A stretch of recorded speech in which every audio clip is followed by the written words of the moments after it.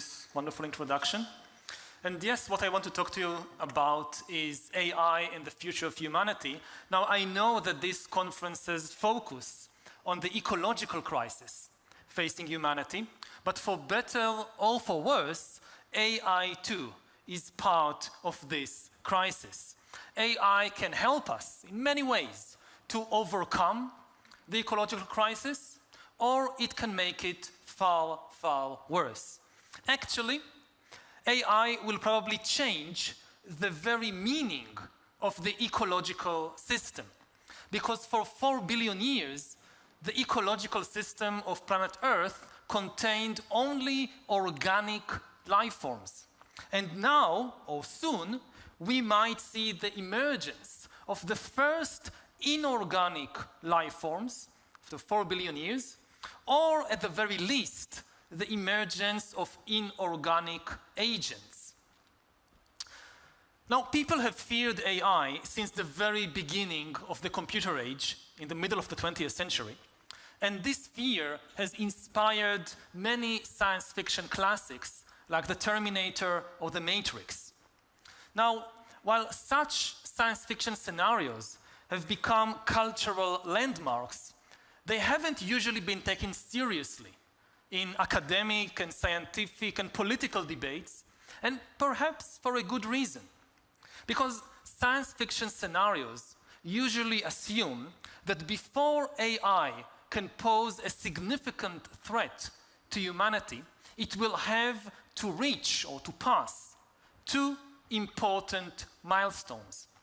First, AI will have to become sentient and develop consciousness, feelings, emotions. Otherwise, why would it even want to take over the world? Secondly, AI will have to become adept at navigating the physical world. Robots will have to be able to move around and operate in houses and cities and mountains and forests at least as dexterously and efficiently as humans. If they cannot move around the physical world, how can they possibly take it over? And as of April 2023, AI still seems far from reaching either of these milestones.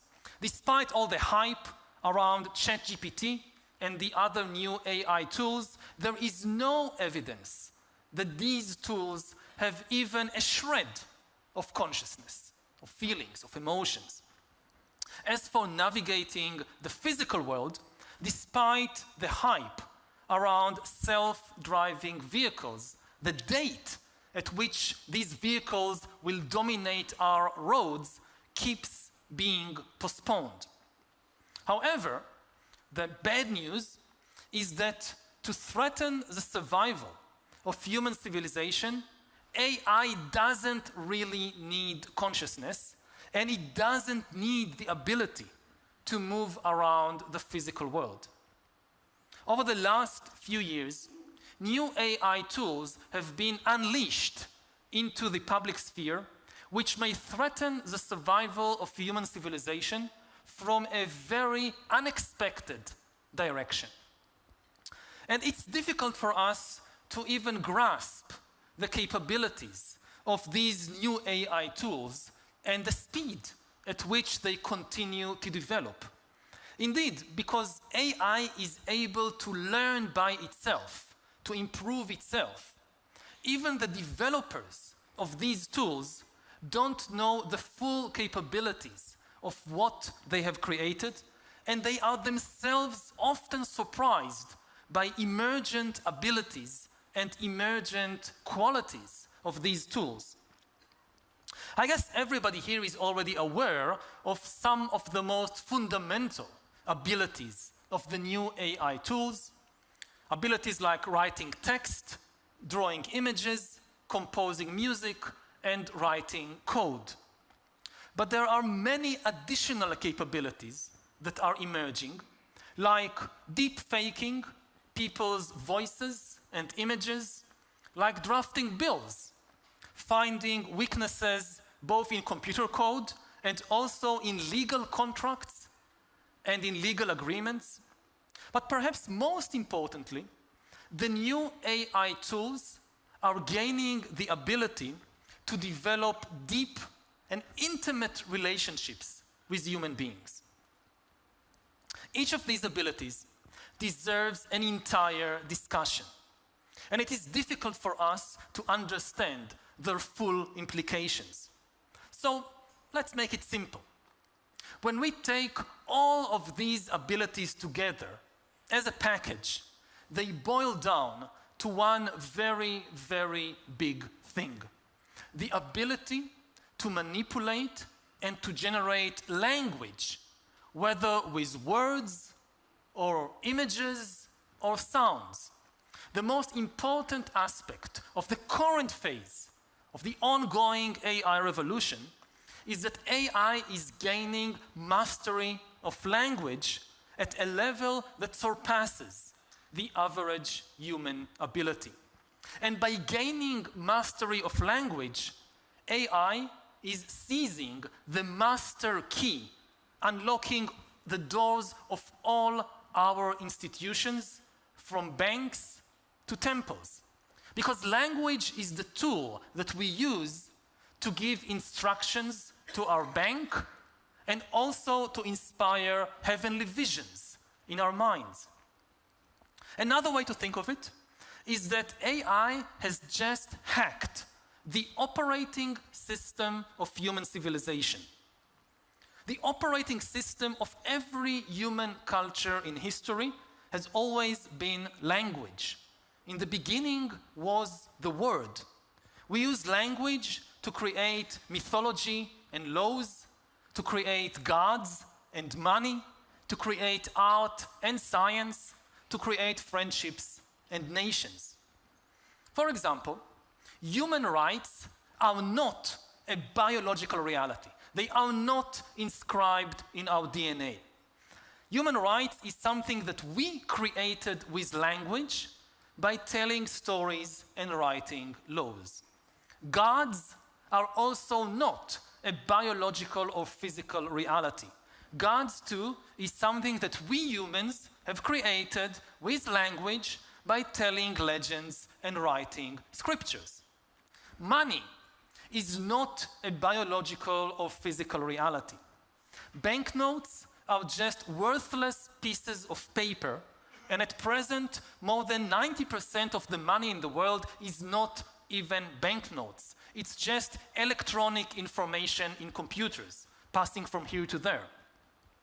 What gives money of any kind value is only the stories that people like bankers and finance ministers and cryptocurrency gurus tell us about money.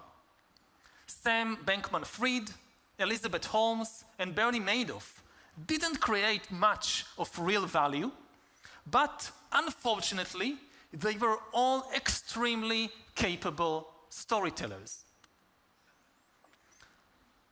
Now, what would it mean for human beings to live in a world where perhaps most of the stories, melodies, images, laws, policies, and tools are shaped by a non-human, alien intelligence which knows how to exploit with superhuman efficiency the weaknesses, biases, and addictions of the human mind, and also knows how to form deep and even intimate relationships with human beings? That's the big question. Already today, in games like chess, no human can hope to beat a computer. What if the same thing happens in art, in politics, economics, and even in religion? When people think about ChatGPT and the other new AI tools, they are often drawn to examples like kids using ChatGPT to write their school essays. What will happen to the school system when kids write essays with ChatGPT? Horrible. But this kind of question misses the big picture. Forget about the school essays. Instead, think, for example, about the next US presidential race in 2024 and try to imagine the impact of the new AI tools that can mass produce political manifestos, fake news stories, and even holy scriptures for new cults. In recent years, the politically influential QAnon cult has formed around anonymous online texts known as Q-drops. Now, followers of this cult, which are millions now in the US and the rest of the world, collected, revered, and interpreted these Q-drops as some kind of new scriptures, as a sacred text. Now, to the best of our knowledge, all previous Q-drops were composed by human beings, and bots only helped to disseminate these texts online. But in future, we might see the first cults and religions in history whose revered texts were written by a non-human intelligence.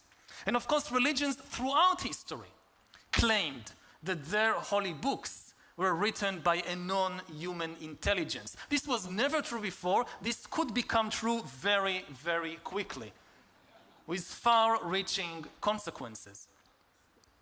Now, on a more prosaic level, we might soon find ourselves conducting lengthy online discussions about abortion, or about climate change, or about the Russian invasion of Ukraine, with entities that we think are fellow human beings, but are actually AI bots. Now, the catch is that it's utterly useless, it's pointless for us to waste our time trying to convince an AI bot to change its political views. But the longer we spend talking with the bot, the better it gets to know us and understand how to hone its messages in order to shift our political views or our economic views or anything else. Through its mastery of language, AI, as I said, could also form intimate relationships with people and use the power of intimacy to influence our opinions and worldview. Now, there is no indication that AI has, as I said, any consciousness, any feelings of its own, but in order to create fake intimacy with human beings, AI doesn't need feelings of its own. It only needs to be able to inspire feelings in us, to get us to be attached to it. Now, in June 2022, there was a famous incident when the Google engineer Blake Lemoine publicly claimed that the AI chatbot Lambda, on which he was working, has become sentient. This very controversial claim cost him his job. He was fired. Now, the most interesting thing about this episode wasn't Lemoine's claim, which was most probably false. The really interesting thing was his willingness to risk and ultimately lose his very lucrative job for the sake of the AI chatbot that he thought he was protecting. If AI can influence people to risk and lose their jobs, what else can it induce us to do? In every political battle for hearts and minds, intimacy is the most effective weapon of all. And AI has just gained the ability to mass produce intimacy with millions, hundreds of millions of people. Now, as you probably all know, over the past decade, social media has become a battleground, a battlefield for controlling human attention. Now, with the new generation of AI, the battlefront is shifting from attention to intimacy. And this is very bad news. What will happen to human society and to human psychology as AI fights AI in a battle to create intimate relationships with us? Relationships that can then be used to convince us to buy particular products or to vote for particular politicians. Even without creating fake intimacy, the new AI tools would have an immense influence on human opinions and on our worldview. People, for instance, may come to use, are already coming to use, a single AI advisor as a one-stop oracle and as the source for all the information they need. No wonder that Google is terrified. If you've been watching the news lately, Google is terrified, and for a good reason. Why bother searching yourself when you can just ask the oracle to tell you anything you want? You don't need to search. The news industry and the advertisement industry should also be terrified. Why read a newspaper when I can just ask the oracle to tell me what's new? And what's the point? What's the purpose of advertisements when I can just ask the oracle to tell me what to buy? So there is a chance that within a very short time, the entire advertisement industry will collapse, while AI, or the people and companies that control the new AI oracles, will become extremely, extremely powerful. What we are potentially talking about is nothing less than the end of human history.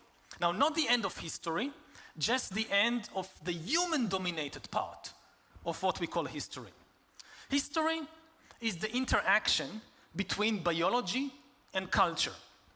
It's the interaction between our biological needs and desires for things like food and sex, and our cultural creations like religions and laws. History is the process through which religions and laws interact with food and sex. Now, what will happen to the course of this interaction of history when AI takes over culture?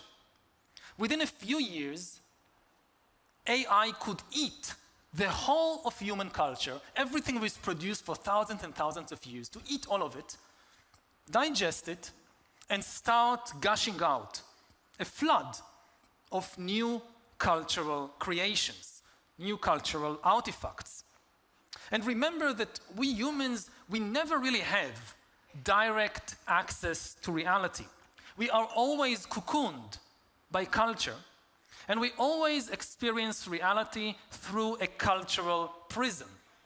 Our political views are shaped by the stories of journalists and by the anecdotes of friends. Our sexual preferences are tweaked by movies and fairy tales. Even the way that we walk and breathe is subtly nudged by cultural traditions. Now, previously, this cultural cocoon was always woven by other human beings. Previous tools like printing presses, or radios, or televisions, they helped to spread the cultural ideas and creations of humans, but they could never create something new by themselves. A printing press cannot create a new book. It's always done by a human. AI is fundamentally different from printing presses, from radios, from every previous invention in history, because it can create completely new ideas. It can create a new culture. And the big question is, what will it be like to experience reality through a prism produced by a non-human intelligence, by an alien intelligence?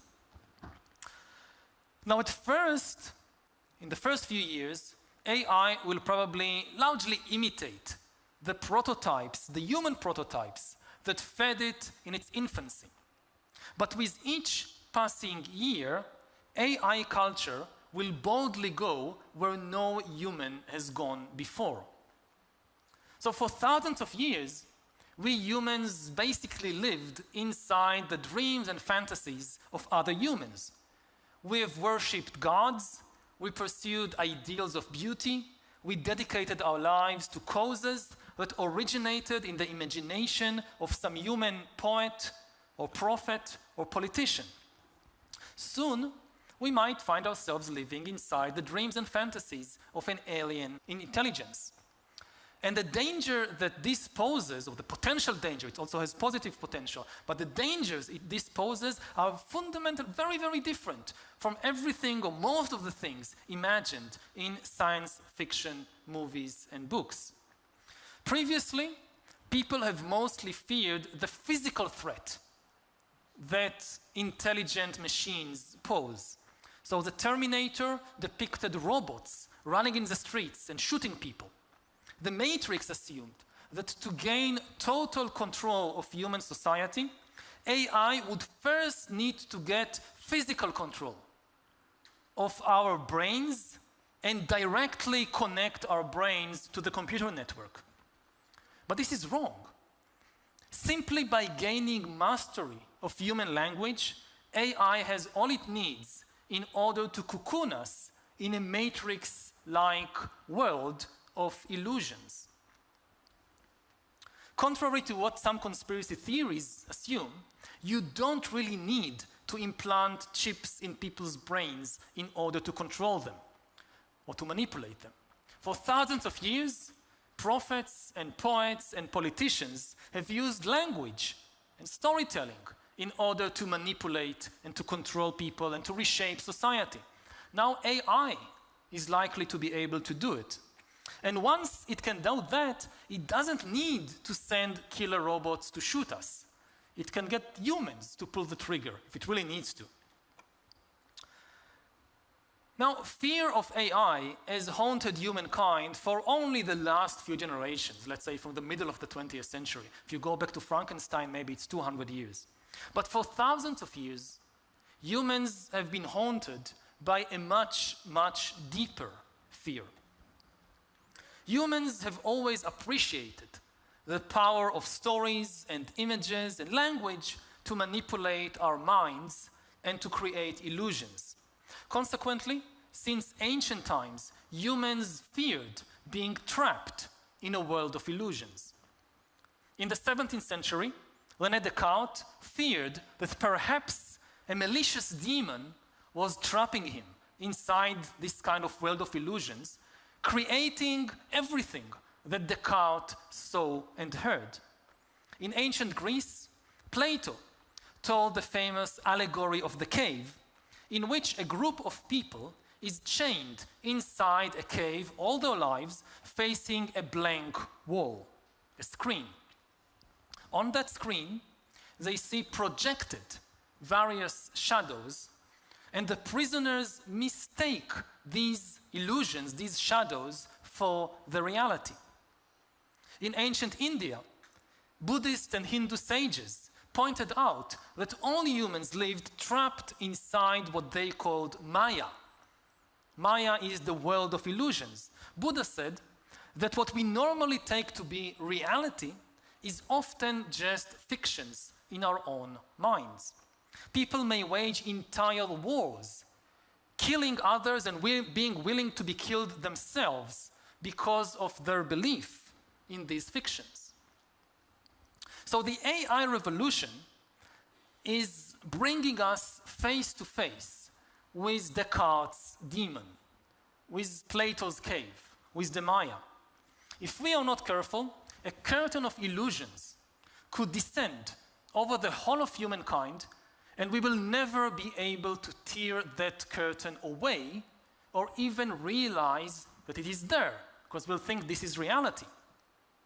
And social media, if this sounds far-fetched, so just look at social media over the last few years. Social media has given us a small taste of things to come. In social media, primitive AI tools, but very primitive, have been used not to create content, but to curate content which is produced by human beings. The humans produce stories and videos and whatever, and the AI chooses which stories, which videos would reach our ears and eyes, selecting those that will get the most attention, that will be the most viral.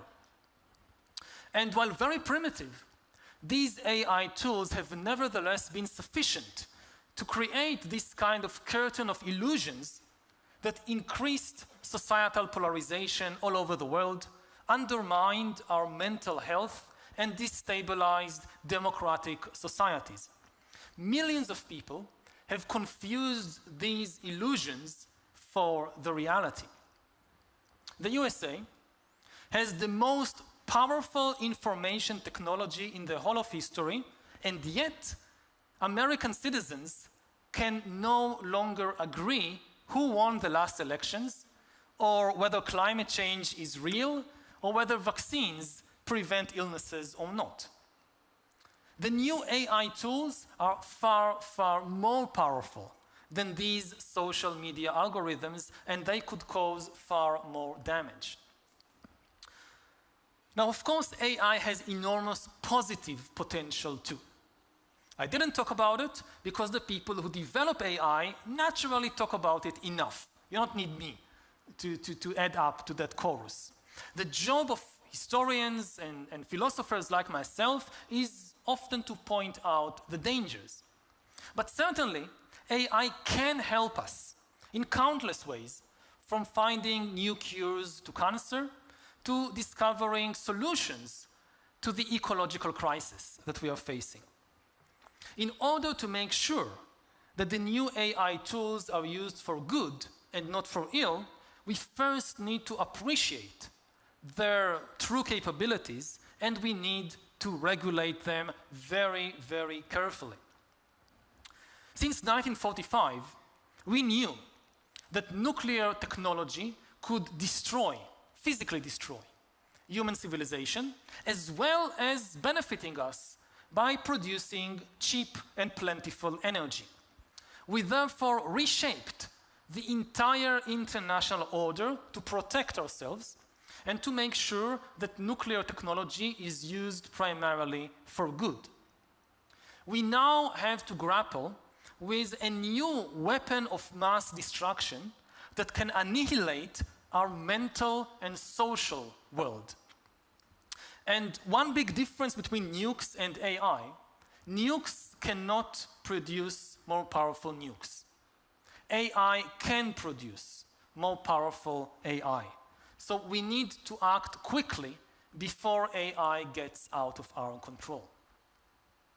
Drug companies cannot sell people new medicines without first subjecting these products to rigorous safety checks. Biotech labs cannot just release a new virus into the public sphere in order to impress their shareholders with their technological wizardry. Similarly, governments must immediately ban the release into the public domain of any more revolutionary AI tools before they are made safe. Again, I'm not talking about stopping all research in AI. The first step is to stop the release into the public sphere. The same way you can research viruses without releasing them to the public. You can research AI, but don't release them too quickly into the public domain.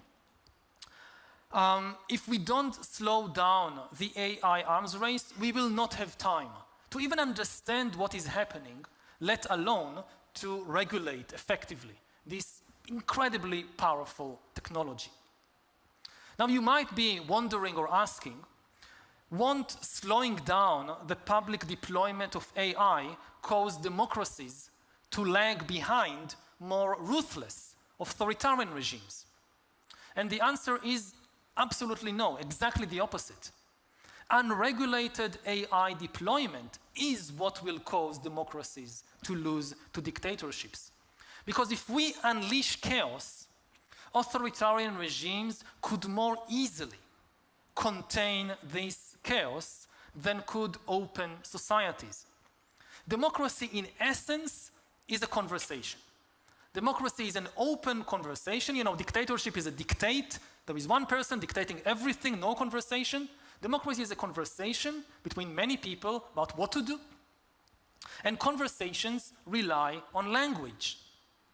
When AI hacks language, it means it could destroy our ability to conduct meaningful public conversations, thereby destroying democracy. If we wait for the chaos, it will be too late to regulate it in a democratic way. Maybe in an authoritarian or totalitarian way it will still be possible to regulate. But how can you regulate something democratically if you can't hold a conversation about it? And if you didn't regulate AI on time, you will not be able, we will not be able, to have a meaningful public conversation anymore. So to conclude, we've just basically encountered an alien intelligence, not in outer space, but here on Earth. We don't know much about this alien intelligence, except that it could destroy our civilization. So we should put a halt to the irresponsible deployment of this alien intelligence into our societies and regulate AI before it regulates us. And the first regulation, there are many regulations we could suggest, but the first regulation that I would suggest is to make it mandatory for AI to disclose that it is an AI. If I'm having a conversation with someone and I cannot tell whether this is a human being or an AI, that's the end of democracy, because that's the end of meaningful public conversations. Now, what do you think about what you just heard over the last 20 or 25 minutes? Some of you, I guess, might be alarmed. Some of you might be angry at the corporations that develop these technologies or at the governments that fail to regulate them. Some of you may be angry at me, thinking that I'm exaggerating the threat or that I'm misleading the public. But whatever you think, I bet that my words have had some emotional impact on you. Not just intellectual impact, also emotional impact. I've just told you a story, and this story is likely to change your mind about certain things and may even cause you to take certain actions in the world. Now, who created this story that you've just heard and that just changed your mind and your brain? Now, I promised you that I wrote the text of this presentation myself with the help of a few other human beings, even though the images have been created with the help of AI. I promised you that at least the words you heard are the cultural product of a human mind or several human minds. But can you be absolutely sure that this is the case? Now, a year ago, you could. A year ago, there was nothing on Earth, at least not in the public domain, other than a human mind that could produce such a sophisticated and powerful text. But now it's different. In theory, the text you just heard could have been generated by a non-human alien intelligence. So take a moment or more than a moment to think about it. Thank you.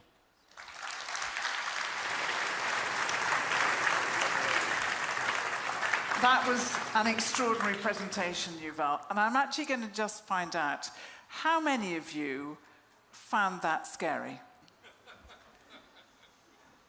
That is an awful lot of very clever people in here who found that scary. There are many, many questions to ask, so I'm going to take some from the audience and some from online. So, gentleman here. I'm the field chief editor of Frontiers in Sustainability. It was a wonderful presentation. I loved your book. I follow you dearly in my heart. So one question out of many is that about the regulation of AI, regulating AI, I very much agree with the principle, but now the question becomes how, right? So I think that it's very difficult to build a nuclear reactor in your basement, but definitely you can train your AI in your basement quite easily. So how can we regulate that? And one kind of related question to that is that, well, this whole forum, Frontiers and Forum, is really about open science and open information, open data. And most of AI that are out there is trained using publicly available information, including patents and books and scriptures, right? So regulating AI doesn't mean that we should regulate and bring those information in a confined space, which goes against the open science and open data initiatives that we are really also thinking that is really important for us. Well, the black box is an algorithm, isn't it? That's the algorithm. No, there are always trade-offs. And the thing is, just to understand what kind of regulations we need, we first need time. Now, at present, these very powerful AI tools, they are still not produced by individual hackers in their basements. You need an awful lot of computing power, you need an awful lot of money, so it's being led by just a few major corporations and governments. And again, it's going to be very, very difficult to regulate something on a global level because it's an arms race. But there are things which countries have a benefit to regulate even only themselves. Like, again, this example of an AI must, when it is in interaction with a human, must disclose that it is an AI. Even if some authoritarian regime doesn't want to do it, the EU or the United States or other democratic countries can have this. And this is essential to protect the open society. Now, there are many questions around, censorship online. So you have this controversy about, is Twitter or Facebook, who authorized them to, for instance, prevent the former president of the United States from making public statements? And this is a very complicated issue. But there is a very simple issue with bots. Human beings have freedom of expression. Bots don't have freedom of expression. It's a human right. Humans have it, bots don't. So if you deny freedom of expression to bots, I think that should be fine with everybody. Let's take another question. If you could just pass the microphone down here. I'm Francoise Bayless, and I'm a philosopher. I just have an interesting question, or I think it's an interesting question. There you go.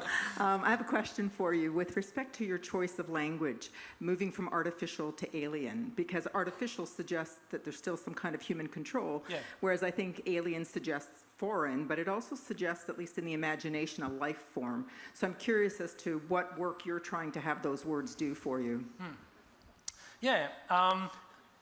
It's definitely still artificial in the sense that we produce it, but it's increasingly producing itself. It's increasingly learning and adapting by itself. So artificial is a kind of wishful thinking, that it's still under our control. And it's getting out of our control. So in this sense, it is becoming an alien force, not necessarily evil. Again, it can also do a lot of good things, but the first thing to realize is it's alien. We don't understand how it works. I mean, one of the most shocking things about all this technology, you talk to the people who lead it, and you ask them questions about how it works, what can it do, and they said, we don't know. I mean, we know how we built it initially, but then it really learns by itself. Now, there is an entire discussion to be had about whether this is a life form or not. Now, I think that it still doesn't have any consciousness, and I don't think that it's impossible for it to develop consciousness, but I don't think it's necessary for it to develop consciousness either. That's a problematic, that's an open question. But life doesn't necessarily mean consciousness.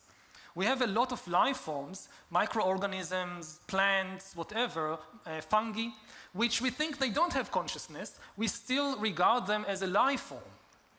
And I think AI is getting very, very close to that position. Now, ultimately, of course, what is life is a philosophical question. I mean, we define the boundaries. And, like, is a virus life or not? We think that an amoeba is life, but a virus, it's somewhere just on the borderline between life and not life. Then it's language. It's our choice of words. So I think it is important, of course, how we call AI, but the most important thing is to really understand what we are facing and not to comfort ourselves with this kind of wishful thinking, oh, it's something we created, it's under our control, if it does something wrong, we'll just pull the plug. Nobody knows how to pull the plug anymore. I'm going to take a question from our online audience. This is from Michael Brown in the US. What do you think about the possibility that artificial general intelligence already exists, and it, or those who have access to artificial general intelligence, are already influencing societal systems? I think it's very, very unlikely. We wouldn't be sitting here if there actually existed an artificial general intelligence. When I look at the world and the chaotic stage, artificial general intelligence is really the end of human history. And it's such a powerful thing. It's not something that anybody can contain. And so when I look at the chaotic state of the world, I'm quite confident, again, from a historical perspective, that nobody has it anywhere. How much time it will take to develop artificial general intelligence, I don't know. But to threaten the foundations of civilization, we don't need artificial general intelligence. Again, go back to social media. Very, very primitive AI was still sufficient to create enormous social and political chaos. If I think about it in kind of evolutionary terms, so AI now just crawled out of the organic soup, like the first organisms that crawled out of the organic soup 4 billion years ago. How long it will take it to reach Tyrannosaurus rex? How long it will take it to reach Homo sapiens? Not 4 billion years. Could be just 40 years. It's the thing about digital evolution, it's moving on a completely different time scale than organic evolution. Can I thank you? It's been absolutely wonderful. It's been such a treat to have you here. And I'm no doubt you'll stay with us for a little while afterwards, but the whole audience, please join me in thanking Yuval Noah Harari.